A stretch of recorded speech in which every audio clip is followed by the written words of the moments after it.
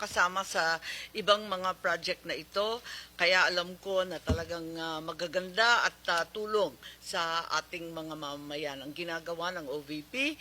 Bilyon-bilyon ang naririnig nating na hinahatid na tinatawag na basura doon sa flood control. Kung tutuusin, wala pang 1 bilyon ang hinihingi ng OVP. Barya lang po ito, ibigay na po natin, dagdagan pa. At dahil dito, nagmosyon na po ako na sana ipasa na natin at i-endorso na sa malaking komite. So, Mr. Chairman, if I may. So there was a motion duly seconded by Senator Amy Marcos. I made that motion earlier. Of course, with the amendment that yung budget daw ni Senator Bongo, idagdag natin sa OVP. Kasi siya na mismo nag-offer, Mr. President. So you can make that amendment in the budget para madagdagan sila. I so move, Mr. Chairman. Second motion, Mr. Chairman.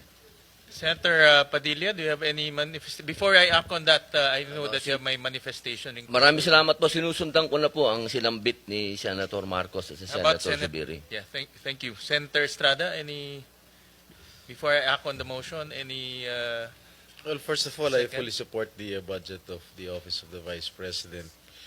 And then I would like to associate myself again with the statement of Senator Bongo.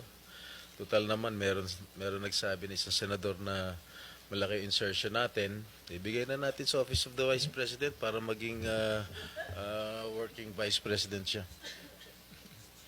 Thank you for that manifestation. There's a motion made by our Majority Leader and Senator Marcos, duly seconded by Senator Bato, Senator Padilla, Senator Estrada. Is there any objection? Hearing none, the budget of the Office of the Vice President is now deemed submitted for plenary's consideration. So, congratulations. Thank you very much, Thank you, Madam Vice Mr. President. Chair, and thank you, members of the Senate. Maraming salamat. Thank you. This Salamat. budget briefing is hereby suspended.